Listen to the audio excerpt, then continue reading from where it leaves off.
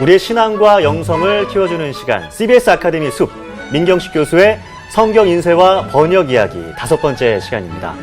오늘도 귀한 강의를 전해주실 우리 민경식 교수님 모셨습니다. 안녕하세요, 교수님. 안녕하세요. 안녕하세요. 그리고 함께 공부할 두 분, 우리 박수진, 박인영 씨, 안녕하세요. 안녕하세요. 네. 우리가 지난 시간까지 성경 사본학을 예, 흥미진진하게 배웠는데 타이틀이 좀 바뀌었네요, 교수님. 예, 그동안 4번에 걸쳐서 우리가 사본에 관한 얘기를 쭉 했는데요. 오늘은 조금 다른 얘기를 하려고 합니다. 그동안 했던 얘기는 우리가 성경 원본을 가지고 있지 않다. 참 안타까운 얘기지만, 그게, 우리의 현실입니다. 다행히 우리에게는 굉장히 많은 사본들이 있고요. 학자들이 그 사본들을 일일이 헌신적으로 연구해서요. 원문에 굉장히 가까운 그러한 본문을 재구성해서 우리가 보고 있다. 그런 얘기들을 지난 시간까지 했습니다. 오늘은요. 구텐베르크 이후의 얘기를 하려고 해요. 좀 많이 뛰었네요. 저는요, 제가 사학 공부했을 때, 왜 이 성경을 우리가 어떻게 믿어야 될지, 이 질문을 제가 너무 많이 해가지고, 교수님께서 이 제목을 바꾸는 게 아니라. 이 분야 빨리 넘어가자. 예, 우리가 초기의 사본들이 2세기, 3세기, 4세기의 사본들이었고요. 그 다음에 7세기, 8세기 사본들, 또 소문자 사본 11세기, 13세기, 14세기 의 사본들까지 본 거고요. 이제 우리가 새로운 시대로 들어가는 겁니다. 예. 서구에서는요, 구텐베르크가 이렇게 인쇄술을 발명을 해가지고요, 서구 사회를 완전히 뒤집어 놨습니다. 이 구텐베르크가 언제 태어났느냐 정확한 날짜는 몰라요. 저만 모르는 게 아니라 다 그래도 몰라요. 사람이 태어났으면 날짜가 있어야 되는 거 아닌가요? 이분은 하급 귀족의 가족으로 태어났는데요. 사실 좀 살면서 우여곡절이 많았던 것 같아요. 그래서 저기 어디 멀리 이사 가기도 하고 뭐 그랬다가 마지막에 다시 자기 고향인 마인츠로 와서요. 1450년경에 금속 활자를 발명을 합니다. 금속 활자 하면은 금속으로 만든 거고요. 활자라고 하면은 이제 움직이는 글자예요. 그래서 어떻게 이 사람이 금속 활자를 사가지고 책을 만들었는지 한번 살펴보려고 합니다. 이게 구텐베르크가 사용했다고 하는 바로 그 인쇄기예요. 인쇄기예요? 예, 이게 인쇄기입니다. 그러니까 얼음 갈아주는 팥빙수 먹을 때 만드는 그 기계랑 좀 닮았는데. 예, 뭐 이름도 실짜는 것 같은 그런 거. 이름도 비슷하죠. 인쇄기, 분쇄기 이렇게. 이거는 인쇄기입니다. 어떻게 저게 인쇄기가 될 수가 있죠? 예, 그것을 제가 알려드리겠습니다.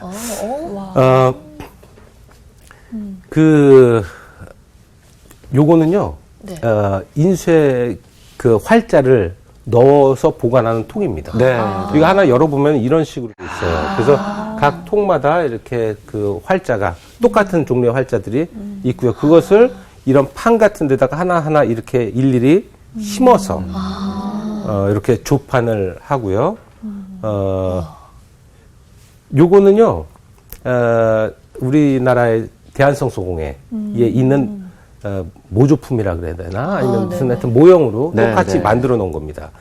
아까처럼 이렇게 하나씩 글자를 심잖아요. 여기다 하나씩 글자를 심어가지고 판을 만들잖아요. 그러면 이것을 이렇게 고정을 시킵니다. 그리고 여기다가 잉크를 바르고요. 종이를 얹어 놓겠죠. 그리고 요거를 이렇게 뚜껑을 닫습니다. 여기 지금 여기 손잡이 보이죠? 뚜껑 닫으면은 손잡이가 위에 있는데 그 안으로 쑥 밀어두면은 요게 안으로 이렇게 들어가고요. 그 다음에 요 발을 이렇게 세게 잡아당기면은 요게 내려가면서 이거를 꾹 눌러주게 있습니다. 그리고 다시 이거를 풀고 빼서 열고 종이를 꺼내면은 한 장이 인쇄가 되는, 이게 완성은 아니에요. 말려야 돼요. 그렇지. 시간이 많이 가네요. 네, 그래서 내가 한 20권을 또는 200권을 뽑겠다. 그러면 똑같은 작업을 200번 해야 되는 겁니다. 그리고 요거 일일이 하나하나 글자를 심는다는 것이 사실은 그렇게 간단하고 쉬운 일은 아니에요. 그래서 구텐베르크가 처음 성경을 만들었을 때도 이 성경 가격이 그다지 그렇게 싸진 않았습니다. 기록에 보면은 한 500만 원 정도. 책 한 권이 한 500만 원 정도. 비싸다. 그래서 비싸다. 개인이 이렇게 쉽게 소장할 수 있는 수준은 아니었습니다. 어쨌든 이 구텐베르크의 성경은요, 유럽 사회를 완전히 바꿔놓습니다. 네. 이제 옛날 그 구텐베르크가 만들어낸 그 성경. 구텐베르크가 인쇄술을 발명한 다음에 무슨 책을 찍을까 하다가 그래도 상업적으로 가장 많이 팔릴 만한 거. 성경. 바로 성경. 네. 그래서 그때 성경을 만들었는데 그 성경 이름이 42행 성경 또는 42행 성서라고 네. 불리는 성경입니다. 그게 뭐예요? 42행. 행이 나눠져 있다. 행이 42행이라는 거죠. 근데 왜 여기다가 행 이름을 붙여가지고 성경에 행 이름을 붙였을까? 이 사본의 시대는요, 행이 일정하지 않았습니다. 네. 손으로 쓰는 거니까. 여러분, 줄이 없는 종이에다가 네. 글을 써보십시오. 그러면 앞면에다가는 30줄을 썼어요. 네. 또 다음 페이지 쓰는데, 다음 장 쓰는 데는 이건 29줄이 네. 될 수도 있고, 네, 맞아요. 31줄 또는 32줄이 맞아요. 될 수도 있고. 당일 컨디션에 따라 예. 바뀌고. 맞아요. 또 계속 30줄 쓰다가 어느 페이지에서는 31줄 쓸 수도 있는 거예요. 그러니까 네. 이게 일정하지가 않은데요. 구텐베르크의 이 인쇄는요, 틀이 일정한 틀에다가 조판, 이게 그 활자를 박아서 사용하기 때문에 거기에 정확하게 일정하게 행이 생기게 되는 거죠. 네. 근데 구텐베르크가 사용했던 바로 그 틀의 행의 수가 42. 42개였다. 그래서 42행. 제가 혹시나 하고 한번 세어봤어요. 오기 전에. 42행 맞나요? 맞습니다. 42행 맞습니다. 예. 저 계속 저 그림을 보고 있으니까요. 예. 그때 당시에 컬러를 사용한다는 게 가능했나 라는 생각을 해보거든요. 제가 생각했을 때는 다 검정색으로 돼 있을 것 같은데 저기 빨간색 아닌가요? 파란색이고? 이거는 굉장히 초기부터 색깔은 있었습니다. 아, 굉장히 초기부터. 제가 예전에 네. 한 몇 주 전에 그 대문자 사본 보여드렸을 때도 거기 장식이 있었어요. 된 거 네. 다 컬러로 네. 돼 있는 거 아마 보셨을 거예요. 그러면은 잉크를 따로따로 이렇게 해야 되잖아요. 예. 근데 그런 것들도 다 그 인쇄 기계에 다 예, 있던 그렇죠. 건가요? 아마 조판을 따로 하지 않았을까 그렇게 생각할 수도 있고요. 그건 제가 사실은 한 번도 생각해 보지 않았는데. 제가 교수님께 숙제를 드리도록 하겠습니다. 좋은 질문 고맙습니다. 제가 한번 이것도 한번 알아봐야겠습니다. 야. 어쨌든 이 구텐베르크가요, 요 성경을 찍어내면서요, 이제는 책을 대량 생산하는 체제로 들어갑니다. 물론 구텐베르크가 처음부터 책을 뭐 몇천 권, 몇만 권 그렇게 찍진 않았어요. 요 42행 성경이라고 하는 것을 한 180권 정도 찍었을 것이라고 추정을 합니다. 네. 그 중에 한 135권 정도는 종이에다 찍고요. 나머지는 양피지에다가 찍었다 그러는데 이것 가운데 오늘날 남아있는 게 한 50권 정도. 오, 많이 남아있네요. 예. 당시 책값이 굉장히 비쌌다 그랬죠? 네. 사본 시대에 이게 사람들이 일일이 양피지에다가 막 써야 되고 또 그 굉장히 화려하게 장식을 했기 때문에 굉장히 소문자 사본 중에 화려한 거는요. 보라색 양피지에 은으로 글씨를 쓴 것도 있어요. 오, 진짜 예쁘다. 굉장히 화려한 그런 것도 있습니다. 이런 건 뭐 훨씬 더 비쌌겠죠. 또 금으로 장식한다든지 할 때는 훨씬 더 비쌌겠지만 기본적으로 그게 아니라 하더라도 책값은 상당히 비쌌다. 네. 그러면은 이때 구텐베르크 이유는 어떠냐? 아까 말씀드렸던 것처럼 한 500만 원 정도라고 하는 그런 기록이 있고요. 그럼 지금은 얼마나 하냐? 지금은 이게 1980년대 이후로는요. 이게 거래된 기록이 없습니다. 거래된 적이 없기 때문에 정확한 가격을 측정할 수는 없지만 2009년인가요? 한 몇 년 전에 예전에 2차 세계대전 중에 러시아에서요. 독일에 소장되어 있던 요 구텐베르크 성경 2권을 네. 이렇게 가져간 일이 있어요. 누군가가 그 한 권을 이렇게 몰래 암시장에 팔려고 내놓은 가격이 150만 불이었습니다. 그러니까 한 20, 아니요, 지금? 몇 년 전에요. 그러니까 한 20억 정도. 근데, 그걸 이제 암거래하는 시장에 내놓은 가격이. 근데 이거 실제로 투명한 방식으로 살려면 훨씬 더 네. 그렇죠. 경매 막 붙고 예, 그렇죠. 훨씬 더 비싸지 않을까. 그런데요, 요 구텐베르크가 인쇄술을 발명한 다음에 한 50년 사이에 이 기술이 굉장히 발전합니다. 네. 굉장히 급속도로 발전해서 16세기가 되면요, 개인이 책을 소장할 수 있는 정도로 책값이 조정이 돼요. 이야. 그리고 그 사이에 굉장히 많은 책들이 나옵니다. 네. 그래서 구텐베르크가 이 책의 대량 생산을 통해서 책을 대중화하는데 굉장히 공헌을 했다. 또 구텐베르크가 아까 처음에 얘기했던 것처럼 종교 개혁에도 공헌을 했다라고 평가를 할 수 있는데 종교 개혁 운동은 그 전에도 계속 있어 왔어요. 그 루터 100년 전에 이미 프라하에서 얀 후스라고 하는 분이 종교 개혁을 꽤 성공적으로 하다가 최종적으로 실패했지만 또 그것보다 100년 전에는 영국에서 위클리프가 종교 개혁 운동을 했었는데요. 굉장히 성공적이었지만 최종적으로는 실패했습니다. 그런데 루터가 성공을 거둘 수 있었던 여러 가지 사회 경제적인 요인도 있겠지만 네. 그 중에 하나가 이 네. 인쇄술을 통한 정보의 공유가 아니겠느냐. 네. 이 루터의 아이디어, 루터의 생각이요. 이 인쇄술을 타고 전 유럽으로 확산될 수 있었던 거는 구텐베르크의 인쇄술이요?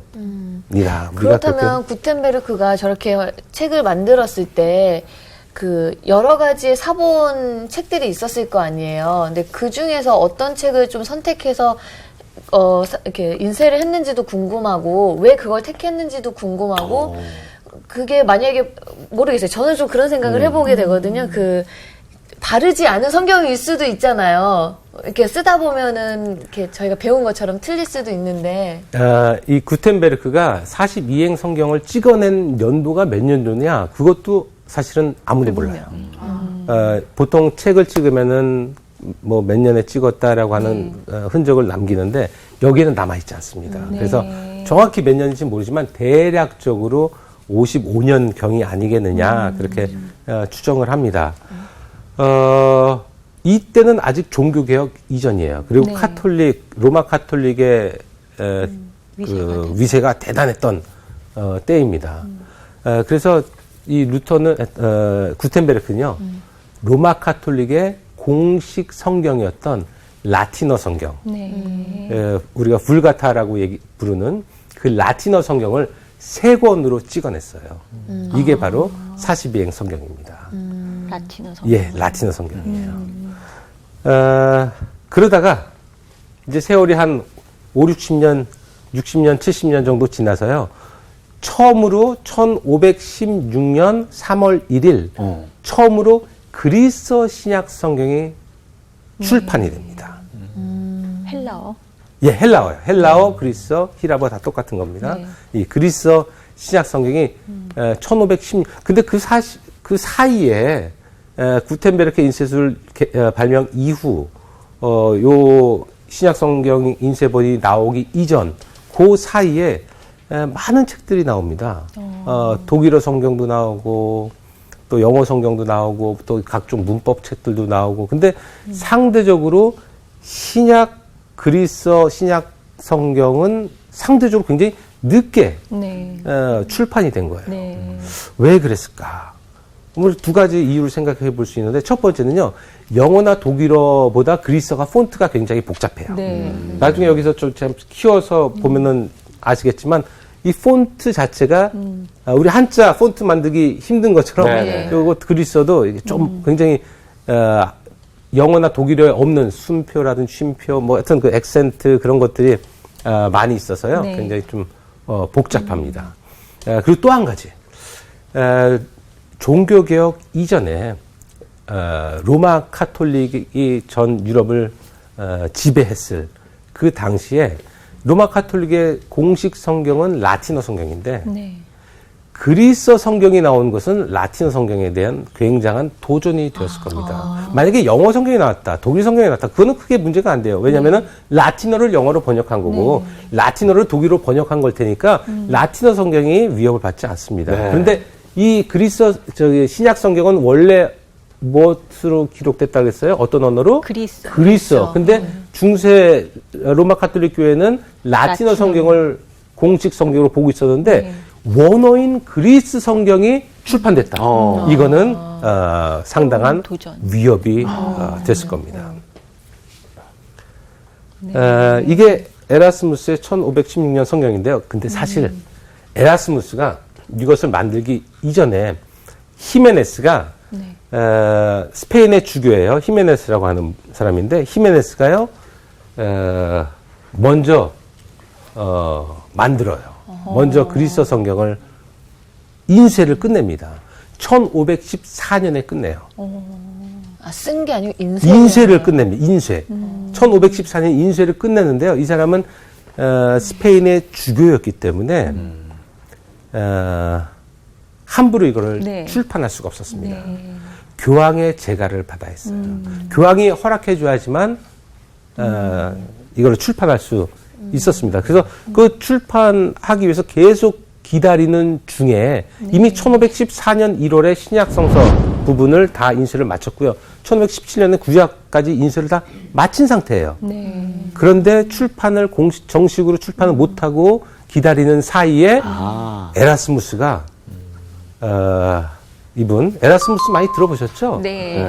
우리 네덜란드의 유명한 그 인문주의자라고 해서 에라스무스 굉장히 위대한 당시에는 그 전 세계적으로 유럽 전체에서 굉장히 인지도가 있고 인기가 있고 했던 그런 사람인데요. 사실 이분은 카톨릭에서도 공격받고 개신교에서도 공격받고 이분이 1516년이면은 종교개혁 바로 1년 전입니다. 올해가 종교개혁 500주년이잖아요. 네. 1516년이면은 루터가 종교개혁을 일으키기 1년 전. 네.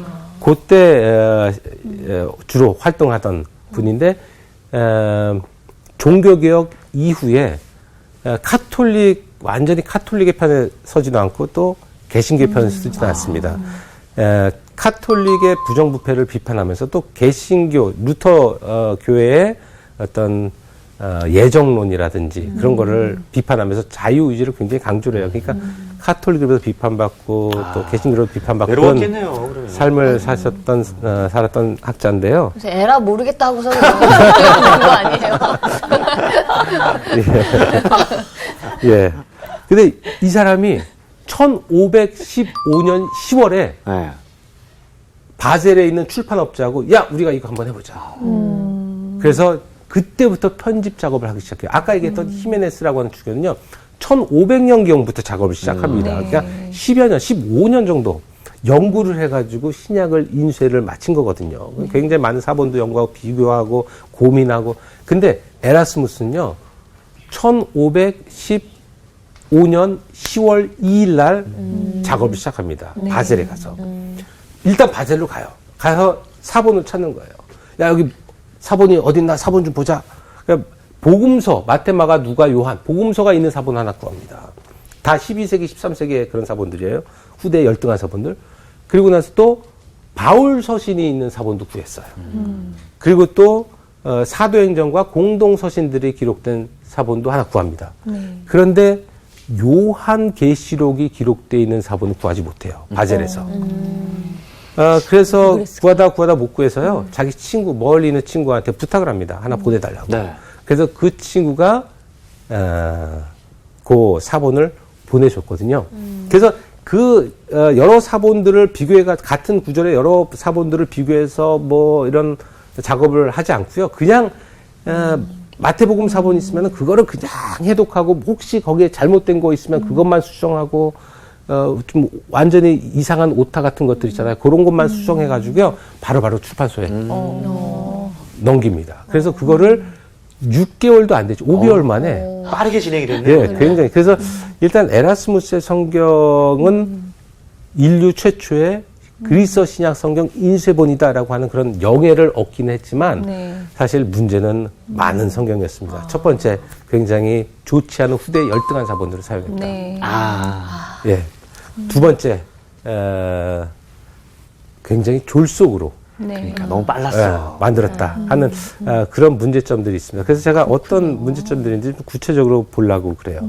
여기 보시면은 이게 에라스무스 성경 1판인데요. 에라스무스가 성경을 5번에 걸쳐서 출판을 합니다. 1판, 2판, 3판, 4판, 5판. 이게 1판인데요. 여기 왼쪽에는 그리스어고요. 오른쪽에는 라틴어 성경을 이렇게 두고 있습니다.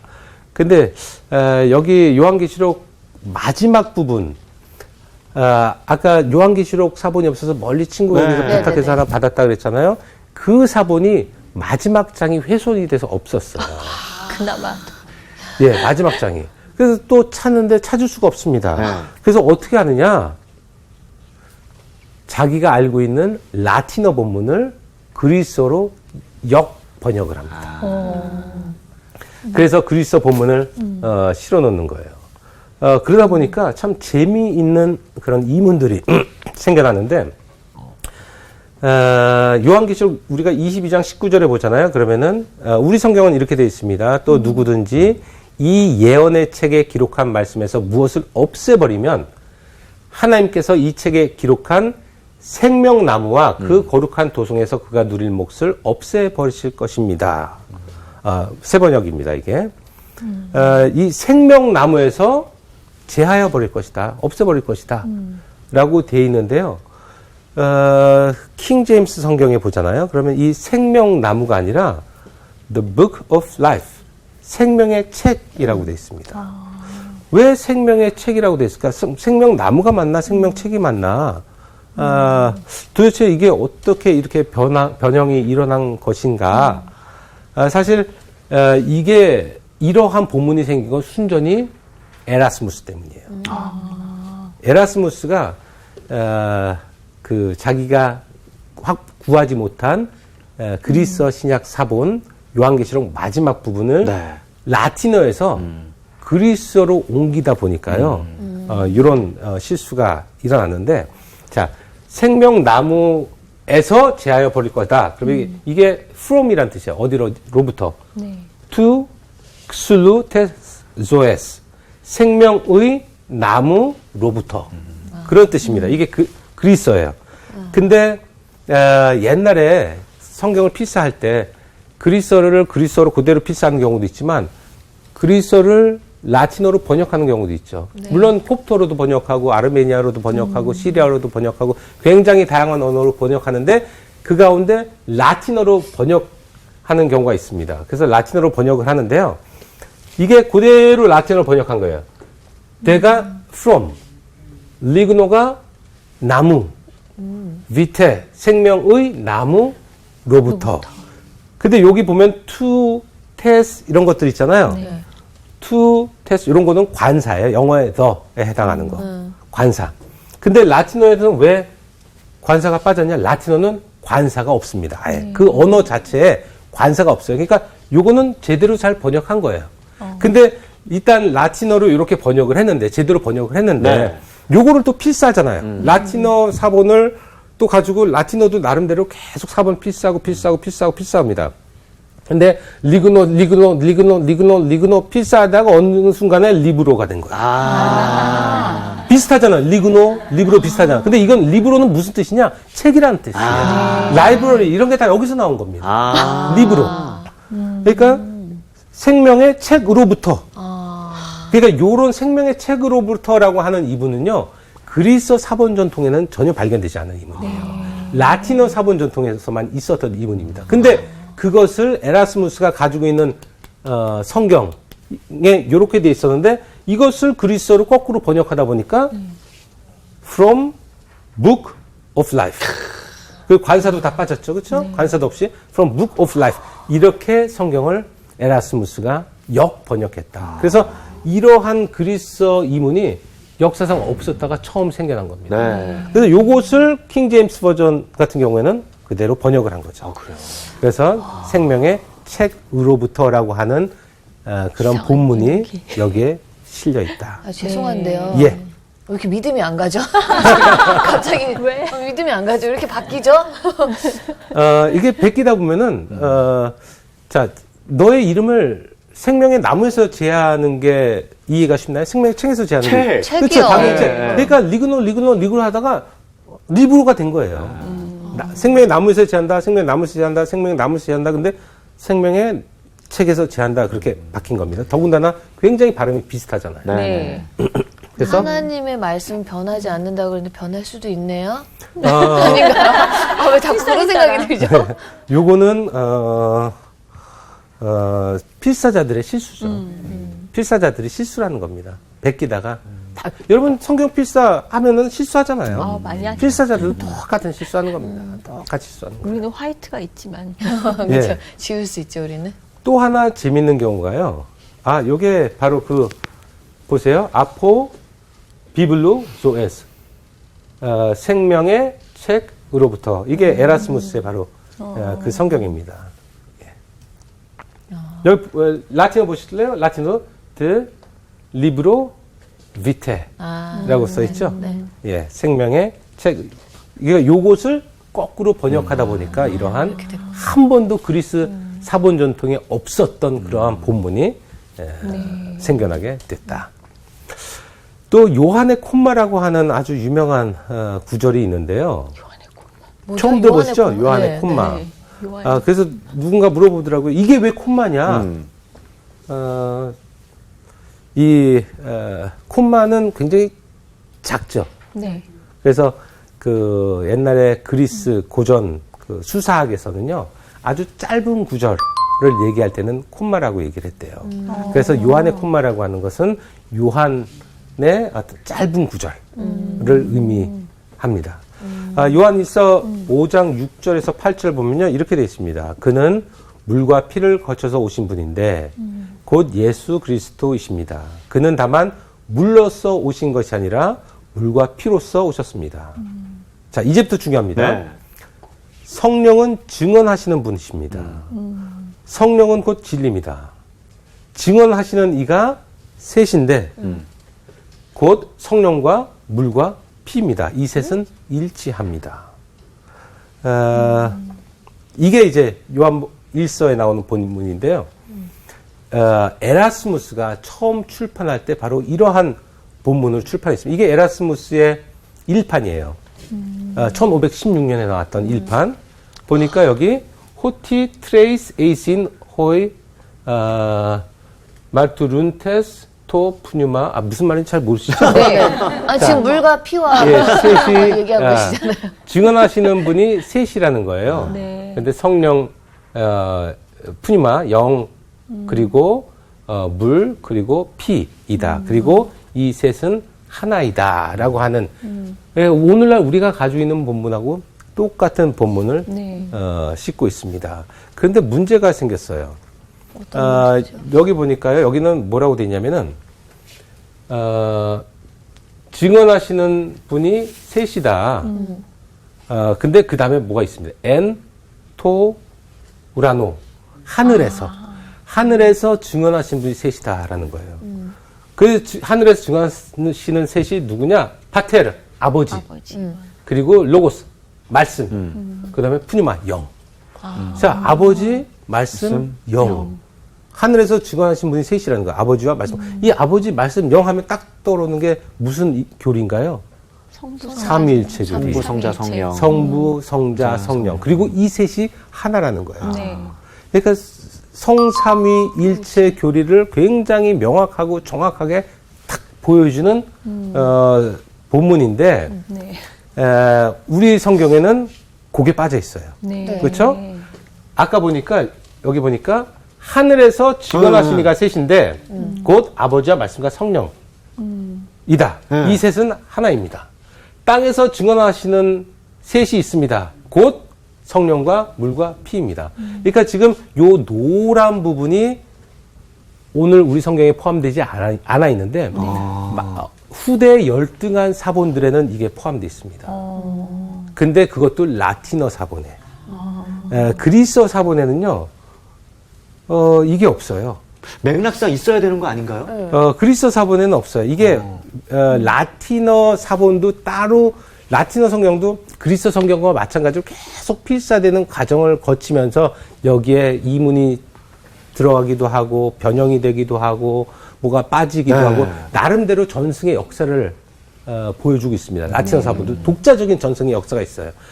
그리스어 사본도 독자적인 전승의 역사가 있고. 근데 이 라틴어 사본의 전승의 역사 가운데 생겨난 본문이에요. 그러니까 그리스어 사본에는 이러한 본문이 존재하지 않는다. 네.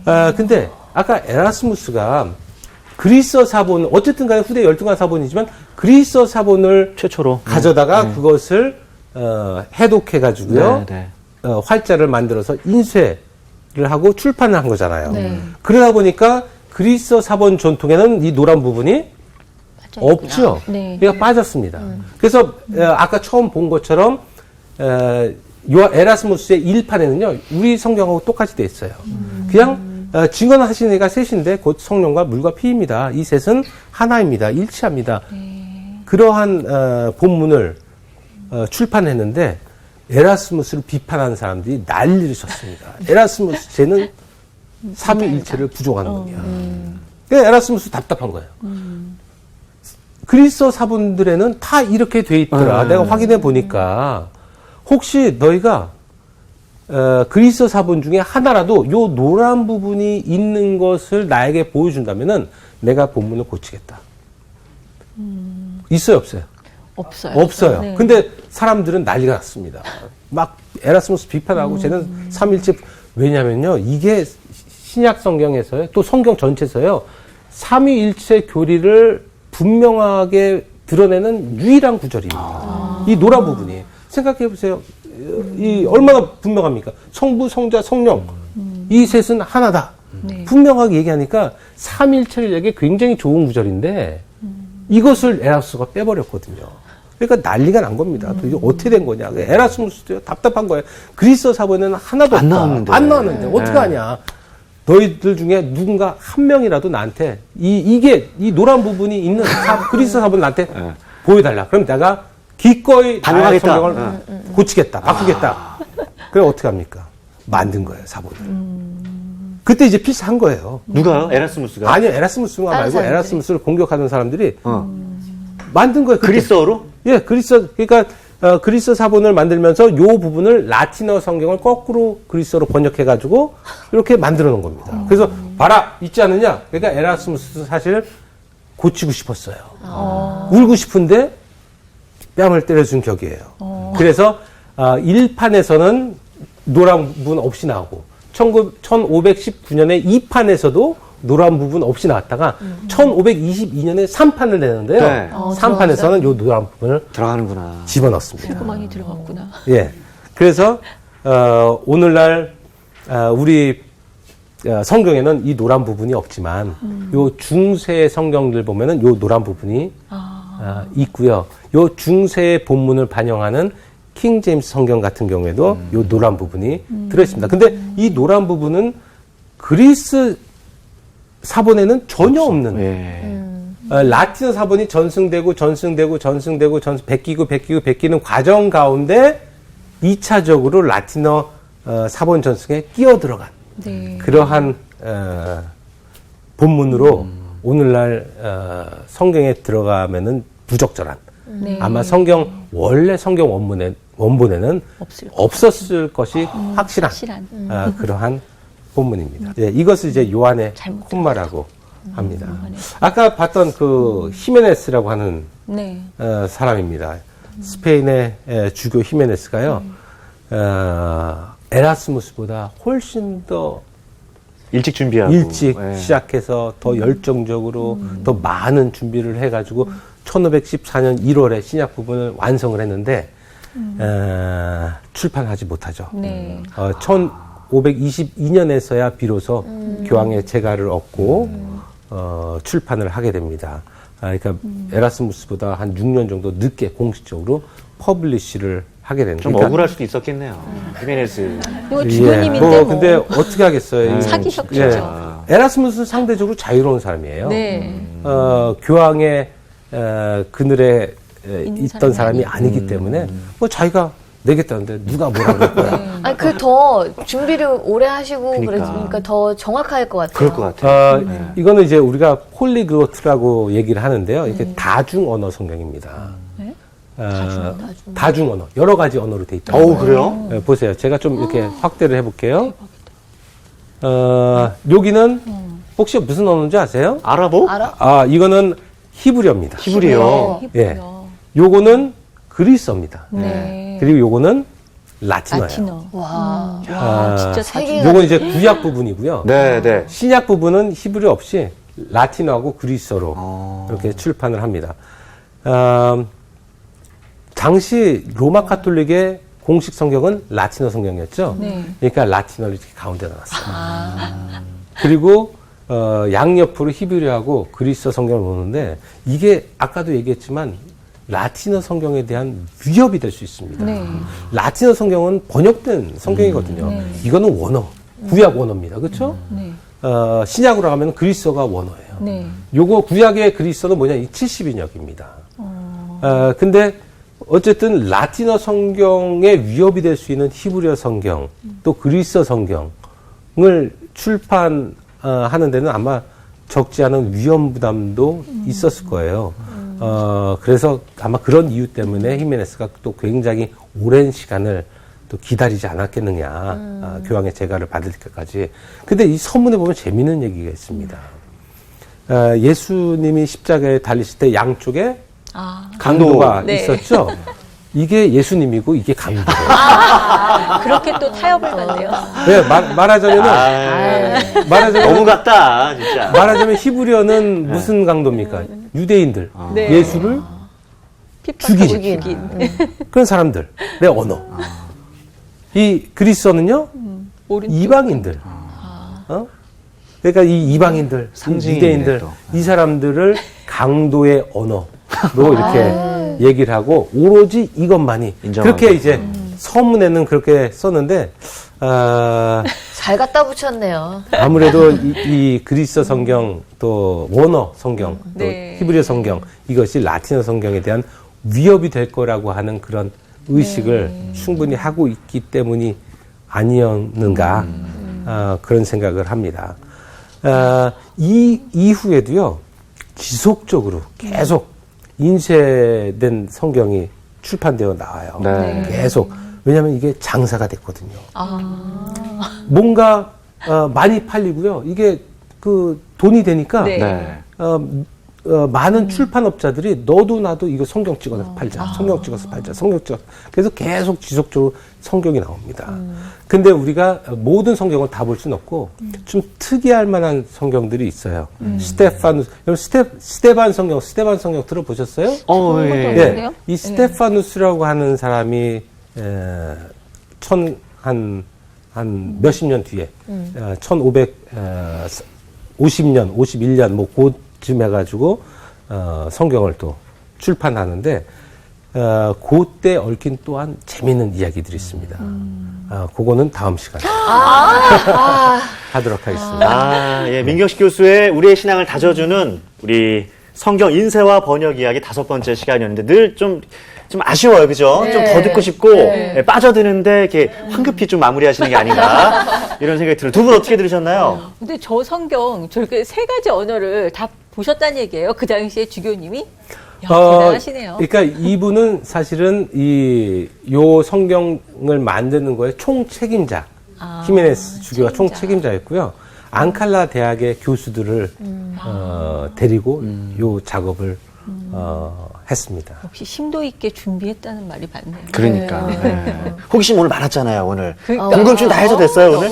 아니요, 저는 지금 조금 머리가 혼란스러워지고 있어요. 이렇게 사본학 할 때도 이렇게 쓰면서 틀린 부분이 많았는데, 그런 부분을 또 이제 인쇄할 때도 또 틀린 부분이 계속 있지 않았을까 이런 생각도 하면서 조금 저는 오늘 좀 혼란스럽게 마무리를 짓는 것 같아요. 네, 예, 아마 다음 시간에. 예, 방송 해답은 보시는 다음 분들도 시간에. 아마 여러 지금 생각들을 하시면서 예, 보실 텐데 저희가 준비한 시간 여기까지고요. 다음 이 시간에 성경 인쇄 이야기 6번째 이야기로 돌아오도록 하겠습니다. 함께해 주신 여러분 고맙습니다. 안녕히 계세요. 감사합니다.